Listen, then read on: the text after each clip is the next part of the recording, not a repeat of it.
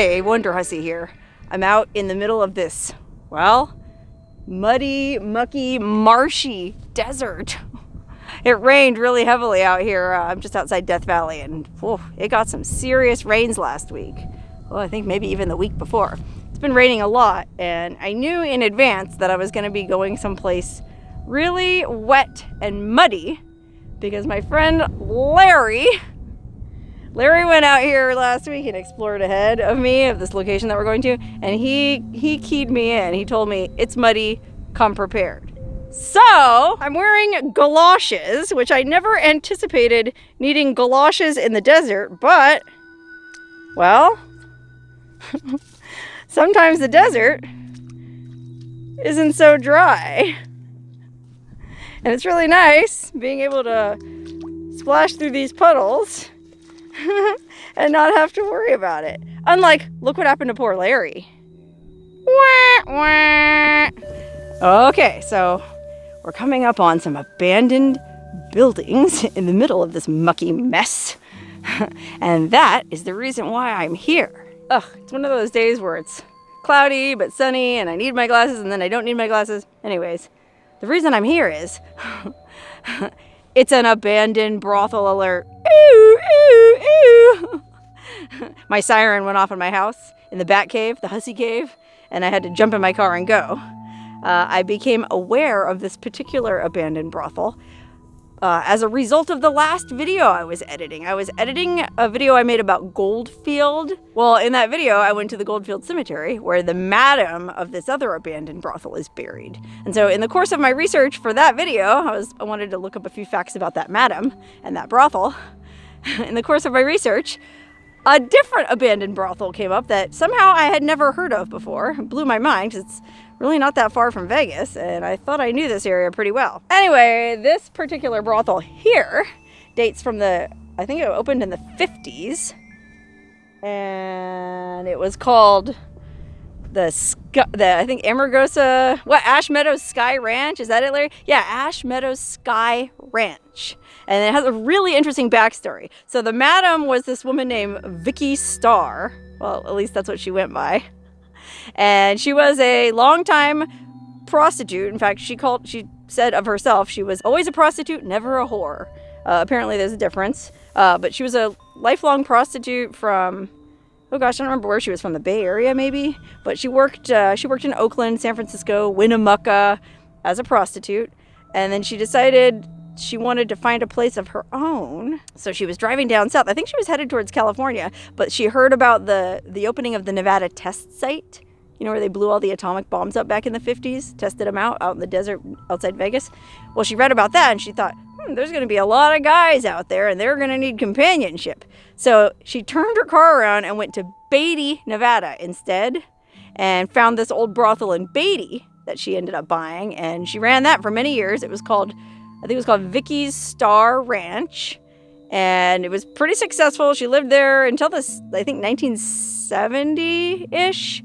But after that, she had some romance problems in town. She was dating a married man, and then there was a flood, and I don't know, a series of things led her to sell that brothel and come out here to buy this brothel. Now, another interesting side note that has nothing whatsoever to do with this brothel, but when Vickie sold her brothel in Beatty, she sold it to this other awesome-sounding woman named Fran York, who ran it for many years, changed the name to Fran Star Ranch. Well, she sounded amazing, and the best quote from her was, people would ask her how old she was, and she would say, I'm plenty 9. Ah! That's like the best answer to that question of all time, and it's an answer I will be using myself. But you know what? Speaking of quotes, Vickie Star was pretty good with a quote herself. In fact, she had this one awesome quote. I guess she wrote an autobiography about her life as a desert madam, and it's for sale on Amazon. I'll put a link in the description. I added it to my Amazon wish list, so maybe Santa Claus will send it to me. Anyways, her quote was, and I'm going to read this so that I don't mess it up. We were 6 prostitutes in the middle of the desert, isolated from the rest of the world, screwing horny and frustrated men for money. That was our life, and as far as we were concerned, it was as normal as Rice Krispies. Ah! I just feel like that's such a great quote. I love it. Just as normal as Rice Krispies. Matter of fact, I feel like maybe the state of Nevada, when it gets tired of using "Don't fence me in" as its motto, could use that as a new motto. Nevada, we're as normal as Rice Krispies. Anyway, that's all the history I know about this place.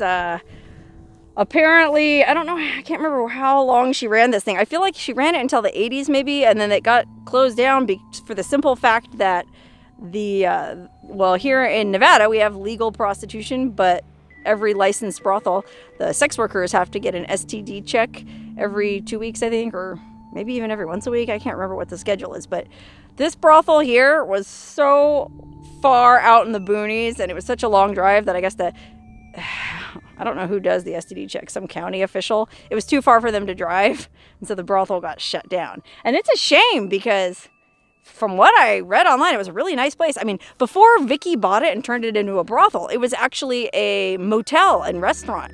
And I don't know if there was a golf course here then, but when Vickie bought it, she put a brothel in too. So there was a motel, a restaurant, a golf course, a swimming pool, I think, and a brothel. Oh, and the reason it's called a sky ranch is because there's an airstrip attached. It had its own little landing strip. So I guess ballers could just fly in here for a quickie, do their thing, and then go home. But anyways, enough talk. Let's go in and check out the brothel. All right, Larry, I can't thank you enough for doing the recon here. No problem. Happy to help. Happy to help. Anyways, we're going into this first building, which Larry says is part of the motel. Okay, so Larry's theory was this was the old motel, and that looks like a good theory to me because, well, all those doors and windows, bunch of rooms, well, they're all pretty messed up and empty, so we won't waste too much time looking in here. But, oh, wow, well, maybe we will, because look, an old can. Oh my gosh, you guys, look. Yikers, it's a Coors can. Back in the day, and it's been in this building, so it hasn't faded. That's pretty cool. And then I saw, what are these bags? I'm kind of curious what these bags are. Oh, Heathcliff, isn't that Heathcliff? Yeah. Oh God, I feel like I shouldn't be breathing in here. Is that cat litter? Cat litter? That's a small bag for cat litter. Oh, it is. Heathcliff's cat litter. Anybody ever use Heathcliff brand cat litter? Look how vibrant the colors are because it's been hidden from the sun all these years inside this building. I guess I should flip it back over like it was. Let me just check, make sure there's no cool junk back in the bathroom. Ugh. No cool junk, but holy moly, would you look at that medicine chest. All right, so that was the first motel room. We're just gonna blow through these rooms pretty quickly because they're all, like I said, just full of junk. Oh, look, here I go again. An old newspaper. Hold on, let's see what date this is from. The Oregonian. Oh, wow, look. From Friday, June 22nd, 1979. Do you guys remember where you were? See what was going on back then. Police state probe traffic ticket issue. Well, I've said it before and I'll say it again. The more things change, the more they stay the same. Oh, well, look. Arab blames buyers for oil price. Oh, no, look. 3 die, 50 injured in Uganda protest. Oh man, speaking of Uganda, my Ugandan house guest, Gloria, actually went back to Uganda the other day, so, well, this was like 50 years ago, so I'm sure she's fine. Anyways, okay, just checking the bathroom here real quick. Oh wow, look. You can actually see the old tile, or well, I was gonna say tile, but it's linoleum under all this horrible, unspeakably foul debris. Look, here's the shower. Oh wow, look. You can see the shower had blue tiles on the bottom. Oh, wasn't a bad place. Look how old the outlets were too. It's not even grounded. Holy moly. All right, back out of this room. That's another old newspaper. I won't spend a lot of time looking at it. I'm just curious. This paper here. Oh, look, the Nevada State Journal from Thursday, December 15th, 1977. Waiting for the milkmaids. Oh, I wonder what that's all about. Interesting. Okay, one more room in this little wing of the motel. Let's just blow through real fast. This one also has a little piece of the curtain on the ground in the bathroom. Oh, look, someone was eating some pork cracklins. Mmm, yummy. Just the kind of place I'd love to sit and eat my pork cracklins. Oh, wow, look, this one still has the shower curtain. And wow, it's in pretty good condition. Look at that, it's all shiny. Ooh, nice fabric. I should pull a Sound of Music and make a dress out of that. Look at this. Oh man, I better go this way, the sun will be better. This is the desert, y'all. I'm going mudding. Okay, so we're gonna save the brothel building for last. Like I said, Larry already came out here and did his recon, so he knows where it is. So first we're gonna go check out these outbuildings, which, this is part of the motel, Larry? I have no idea what these buildings are, but this is definitely part of the hotel and bar restaurant. Okay, we'll figure it out. This will be part of the fun. Okay, Larry has a theory. He wasn't able to figure out what these buildings here were used for, but his theory is that they were being used as sex jails. Yes, indeed. You mean like a dungeon, like an S&M dungeon? Pretty much, yes. Larry. All right, well, let's find out. Let's see if Larry's theory holds any water. My boots are not holding water. They are nice and dry. Okay, so this is as far as Larry got in his Explorer because whew, it's real wet. But, like I said, my boots are nice and dry on the inside. So I'll just go ahead, take one for the team, and see what's going on in the old sex jail. Anybody here ever go to sex jail? I think I've been in sex jail a time or two. Oh, wow, look, good thing I'm wearing my boots. Couldn't get to the door without them. My little sister gave me these boots. They're an old pair of galoshes that she didn't want anymore. And I sure am glad she gave them to me. Boy, I wouldn't be able to get anywhere near this building without them. I don't even know if this will open. Look, it says eye wash station. What do you need an eye wash at a brothel? I can name a few reasons why. Larry said he could name a few reasons why. Larry, what would you know about brothels? Anyways, let's see if we can just peek through this window. I mean, I brought these dang boots out here for a reason. Whoop. Go through the bushes. All right, here we go. Oh, wow, look. It's just an old workshop, basically. Oh, wow, look at that one drawer there. Maybe it was a sex jail. Look what it says. 76 Dick. Did see that newspaper from 77. Who can say? All right, so this was just a work shed full of the typical things you find in a work shed. All right, Larry, it's just a work shed. You didn't miss anything. Like a workshop. Maybe it was a sex workshop. I mean, a lot of vegetation here because there's a lot of groundwater in this area. We're right on the, kind of like the California-Nevada state line, obviously on the Nevada side. But it's an area where there's a lot of groundwater. And in fact, they did plan a development here called Calvada, like California, Nevada. But it ended up getting the kibosh because it would have tapped into the water table and sucked all the water out and would have hurt the little desert pupfish that live nearby. Oh, okay, so here's a bunch of old furniture outside this building. I don't know if this was another motel building. Larry, what's your theory here? I think, yeah, this was the second part of the hotel. Oh, wow. Larry calls it a hotel. So fancy. Look at this carpet. Oh, my gosh. Wait, no, this is the restaurant. Oh, this was the restaurant and the motel. Oh, wow. Yeah, there was a big restaurant here. Looks like somebody was using it as an office. Look at this old computer. Holy moly. Oh, look at this old typewriter. When's the last time you saw one of those? Look, here's their files. The files of a brothel motel. Orders pending. Look at this. Office supplies. Gives a new meaning to office supplies when you work in a brothel. All right, got my flashlight. It's a nice linoleum here, nice and dry. Here we have a bathroom. Oh, with a shower. That's weird for a restaurant to have a shower. And then to the left, oh, look here, this was the kitchen for the restaurant. Oh, wow.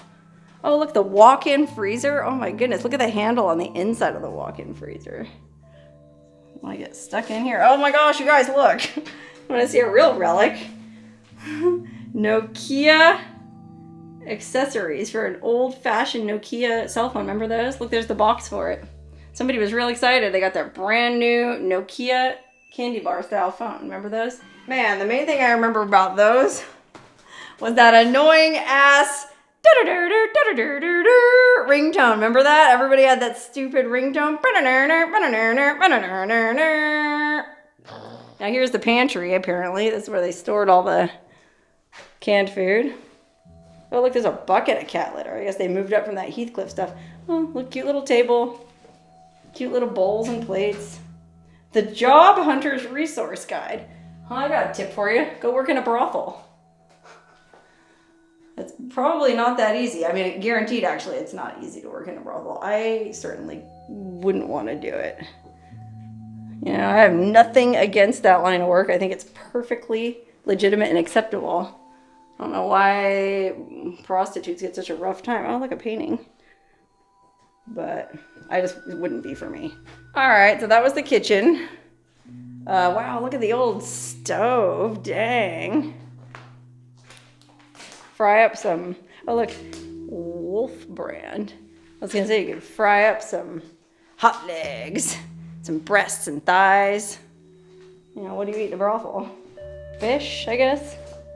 Fish tacos? Larry, are you laughing?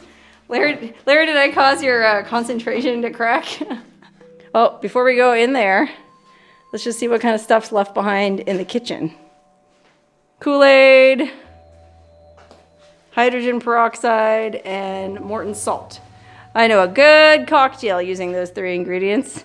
All right, into the main room, which I'm guessing this is also kind of where the lounge was, because that looks like a bar down there. So you can see to the left there, that was where we first came into that room there with the curtain. We haven't checked out that room with the fireplace yet, nor have we checked out the bar. So let's go to the bar first. Oh, groovy, baby. Look at that door. Love that wallpaper. So good, especially against that brick. It's like really a nice statement. More cat litter. Apparently there was a lot of cats. Well, I guess it stands to reason it was a cat house. Ba-dum-bum. Wagon wheel bar, one of them really cool old Western bars. Oh, look at this. An old prospector's jackass. The little pick on the back and the shovel. Too funny. All right, well, there's nothing behind the bar. It's so collapsed and... Well, I say that, but now that I think about it, when I explored the Cottontail Ranch brothel, I didn't think there was anything back there either. But my friend Jessica went over there after me, and she found a cocktail napkin with the name of the Cottontail Ranch on it, and I was really jealous. So, better check. It just looks like a bad idea to go back there, even in galoshes. All right, now we'll go back out and check this room with the fireplace. So we gotta go, to do that, we gotta go back into that first room we came into, which I guess was, I mean, I'm guessing that wasn't the restaurant because it's carpeted. Maybe that was some kind of like lounge area. Oh, Larry did point out that there's a pool cue rack there on the wall. So there must have been like a billiards table here, and this was kind of like a lounge area. And then through the door that we just came through, pardon me, Larry, this was probably, I guess, where the tables were to eat, because it's a linoleum floor and there's a lot of windows, and I don't know. It just looks like more of a restaurant type place. And then there was the bar back there, and then this, who knows, maybe this was kind of like a bar area where you could sit and have drinks. See if there's anything in this nightstand drawer. This is a matching nightstand to that other one we saw. Make a nice set. No, empty. All right, well, Larry, let's go to the next building. Okay, so on the way to the other building, there is this little shed out here. And it's got this really cool vintage Budweiser box. King of beers. Those were the days when beer was beer. And those awesome Budweiser high-leg bikinis.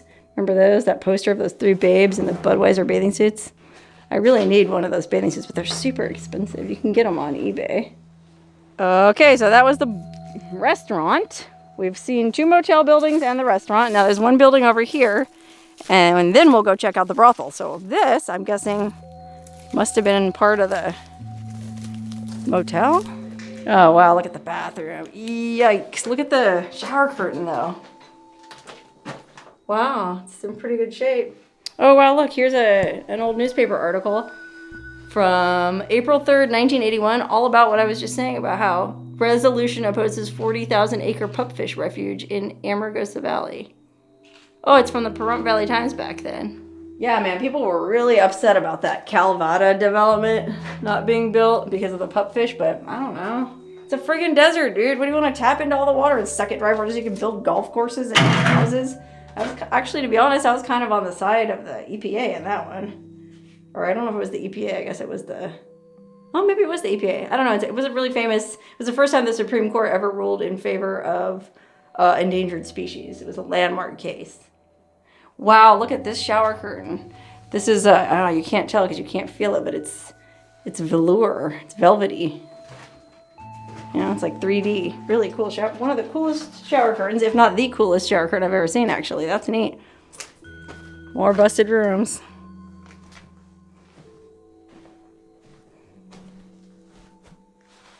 Oh, wow. It's funny how every room has a different shower curtain. You never know which one's going to be the best. So far, that green one's still the best tops in my book. All right, Larry, we finished this building. What's next? The brothel. The brothel. The brothel. Oh, wow, look at this brothel, man, way out here. This must have been really a nice place. I mean, that motel, if you have, you know, an imagination, you can see how that was probably a really nice hotel back in the day. Fly in, play a few rounds of golf, which, gosh, I have no idea where the golf course would have been. It's totally grown over now.